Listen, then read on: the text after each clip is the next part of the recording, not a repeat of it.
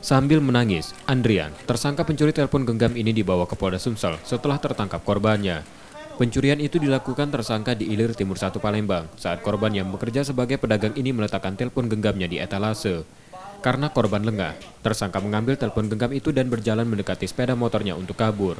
Namun korban yang mengetahui peristiwa itu mengejar tersangka dan diserahkan ke polisi yang kebetulan berada di sekitar lokasi kejadian.